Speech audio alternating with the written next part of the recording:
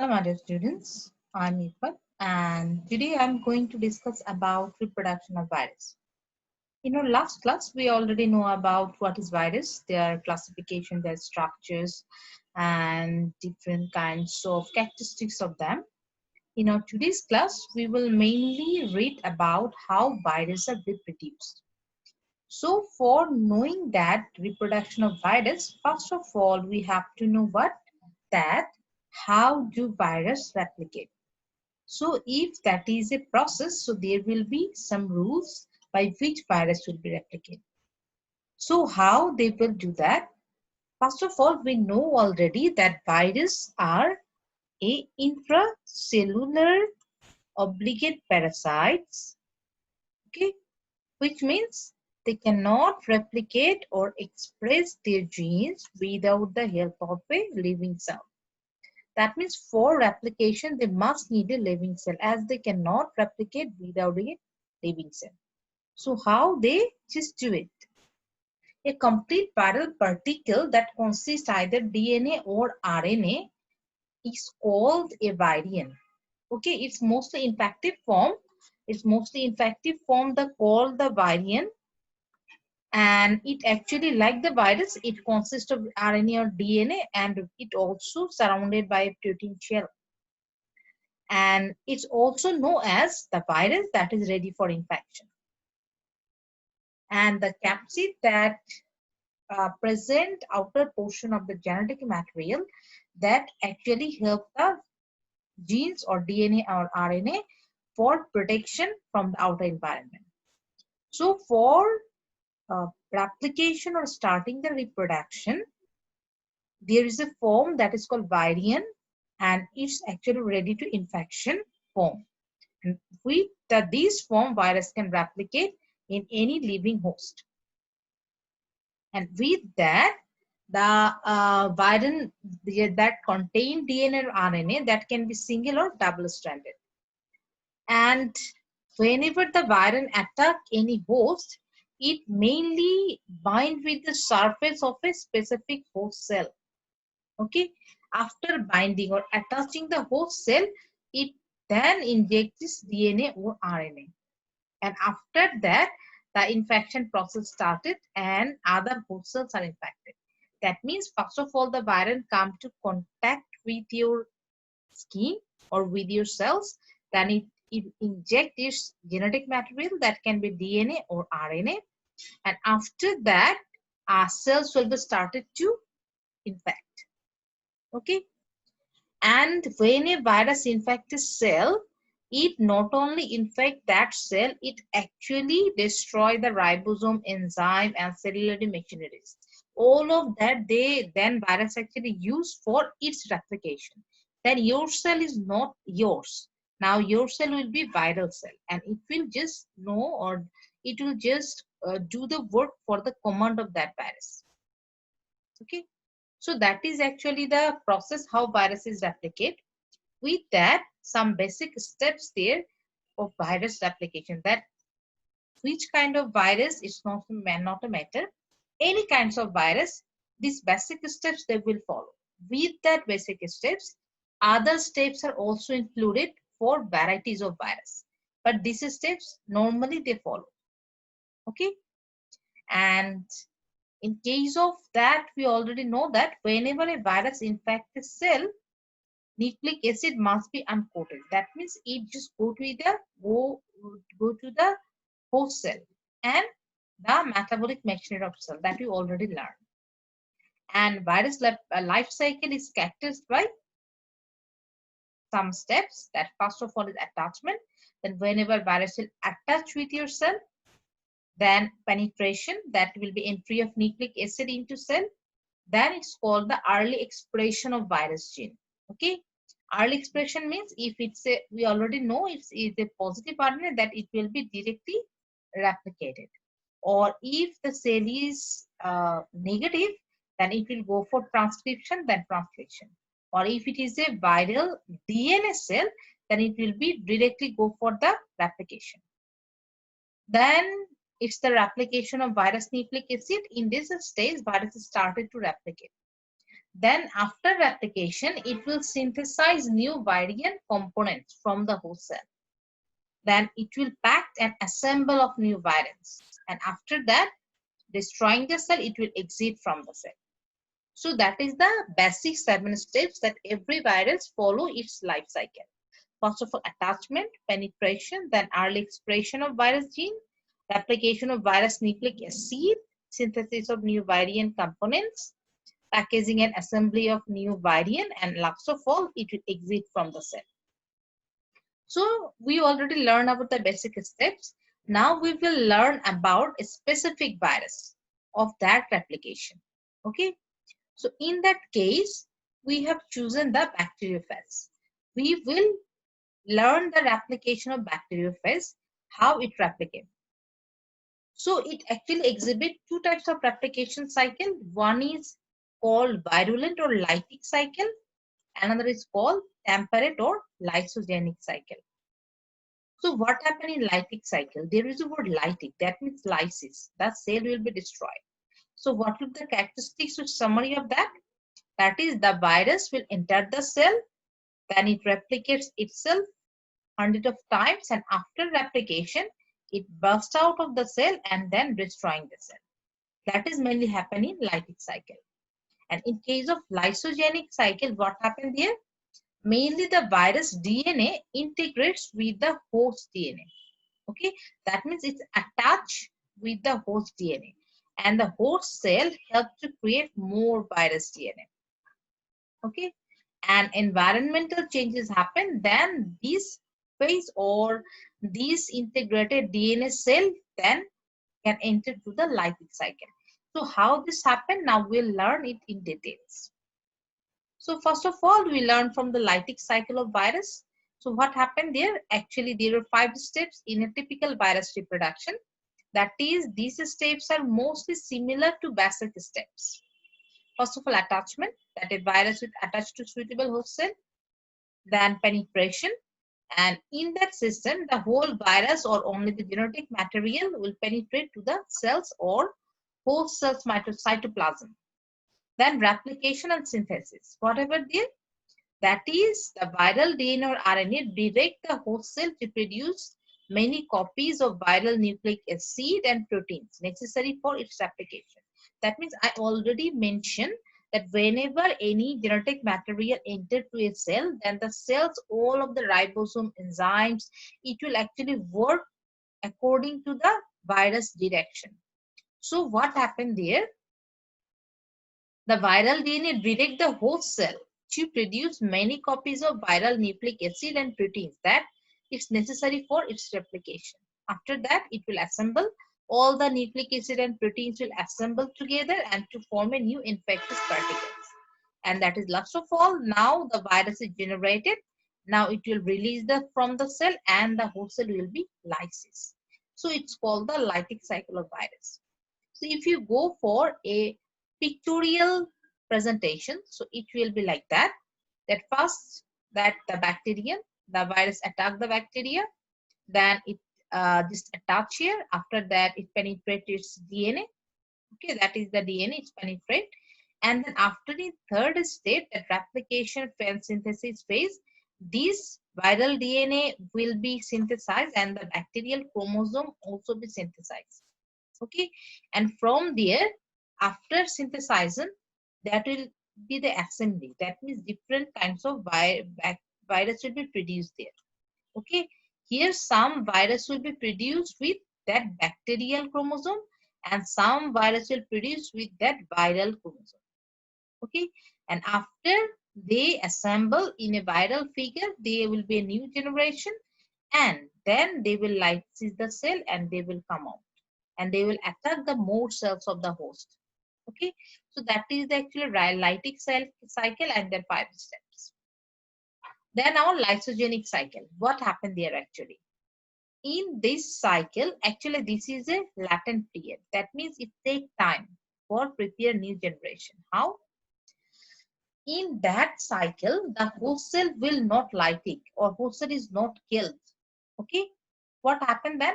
It will, the viral nucleic acid will go a genetic recombination with the host cell chromosome. and the integrated structure is called a prophase. Okay, that means in Lytic cycle we read that these will go undergo in synthesis, and this will also go undergo synthesis. But in case of lysogenic cycle, actually this viral DNA will attach with that chromosome. That is called the integrated part, and then it will called a prophase. So if we go for the figure, so it will be more clear for us. That is, it incorporated here and they integrated with the bacterial chromosome or DNA, and then it prepared like that, and it's called the prophase. Okay, and whenever this prophase is prepared, then the replication actually with the recombinant DNA, the replication process will be like the bacteria. Okay, in case of bacteria, bacteria go for binary fission. As they're attached to the bacterial chromosome, whenever the replication happen, it produced two bacteria with their chromosome. That means replication happen with the help of bacterial chromosome. Okay, so that is a lysogenic bacterium. We know what is prophase now, that whenever the bacteria is bacterial chromosome attached with the viral genetic or a viral nucleic acid, then it's called a prophase.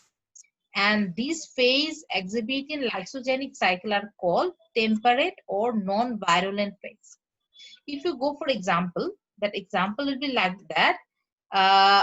One lambda phase attacking E. coli, that is a bacteria. Okay, and that is a virus. And during lysogenic cycle, what happened? The phase DNA integrates into the bacterial DNA. That means the DNA from that lambda phase and the E. coli chromosome, both DNA will be attached together and prepare a bacterial DNA. And now it's called the prophase. So what happened then? This prophase then calls the host bacterium containing that prophase is called lysogenic bacterium or lysogen. Okay, and this prophase will passively replicate with the host DNA for many generations. That I already mentioned, that if the host DNA, with that host DNA, it will replicate. Okay, and whenever this lysogenic bacterium exposed, that means whenever this lysogenic bacterium or this anyone that is when exposed to UV light or X-ray, then that prophase can be separate from the bacterial DNA. That means it will be separate and it go for that step as like before. Then it go for lytic step. That means from there our lytic step can again start it. That means it will be breakdown, then from there new bacterial DNA virus and viral DNA virus will be produced. Okay, and we'll understand it better how that happened with that whole cycle. That means in case of bacterial cell, what happened? Okay, that it attach or adsorption, we say that it just come to the bacterial cell. Okay, then it inject its virus there. After attaching or pinning there, it injects its virus there. After that, it's replicate, then synthesize and phase assemble. After then it lyses the cell and go out. That is called our lytic cycle. Okay, and that is our lysogenic cycle. What happened there? After that, this DNA and this DNA integrated together and prepare a prophase, and then cell division happen, and as bacterial division it will divide it in two. Okay, so after that it can be present like that for a long time, or without that, if any UV rays X-ray attack the bacterial cell, then there again lysis can be happen, and in that lysis this bacterial DNA can be separated from the viral DNA can be separated from the bacterial chromosome or DNA, and then it go for lytic cycle, and then it happen again, and again it will produce, synthesize, phase assemble, and then after lysis of the cell, it can come out. Okay, or it come out from as a new virus. So this can be occur at a time, or this can be occur separately in different bacteria. And that is for our application cycle. For our better understanding, we can go for a video of that cycle. Okay, so now we'll watch the video there, then you will be more clear about that.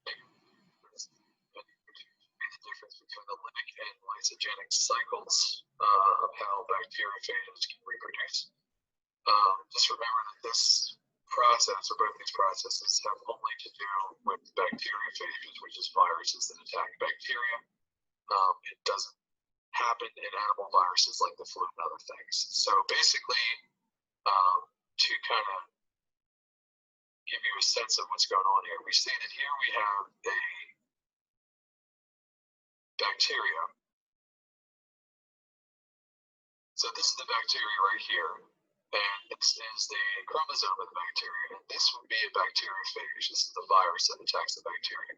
So if we kind of see what's going to go on here, this particular virus is going to, as you can see, inject its DNA into the actual bacteria. And so now this bacteria has its own DNA, and it has the DNA from the actual bacteria.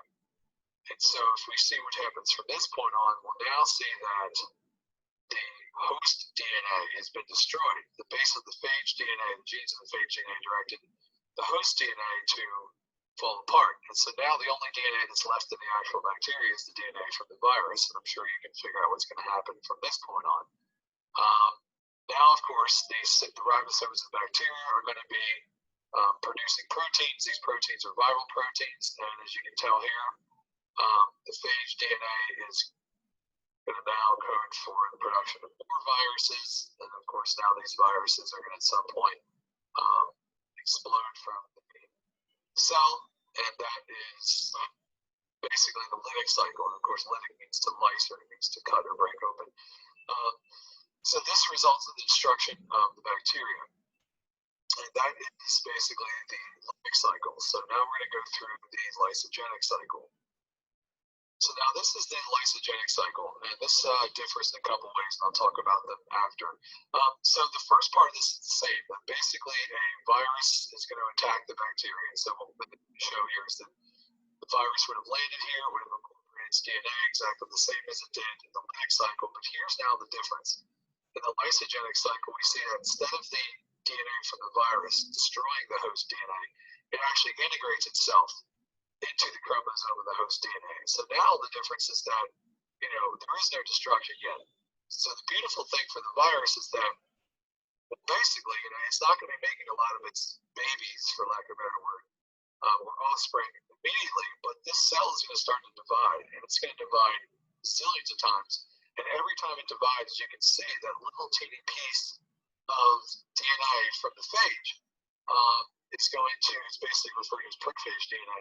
It's going to be carried from generation to generation. So now you have potentially millions, if not hundreds of millions of bacteria that all have this little piece of viral DNA.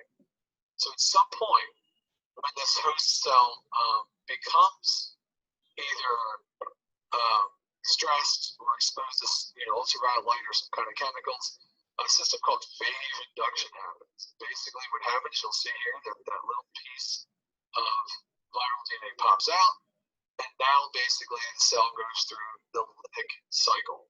So the second half of the lysogenic cycle is basically the lytic cycle. So what's going to happen? It's going to destroy the host DNA, it's going to start making the proteins, and there we go. So the difference between these systems is that in the lysogenic cycle, the chromosome, or the nuclear DNA material from the virus, incorporates into the actual phage DNA. And is carried generation to generation. So the bacteria doesn't make it, or the virus does not make as many offspring as quickly, but it has incorporated its DNA into many, many more cells, and thus giving the ability to potentially make much more offspring over a longer period of time. And so that is basically the difference between the lytic and lysogenic, and I hope you enjoyed it.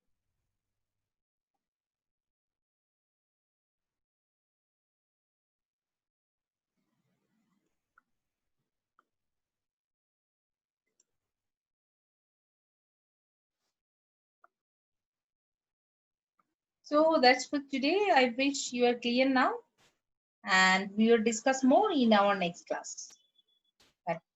Okay. So that's for today. Thank you.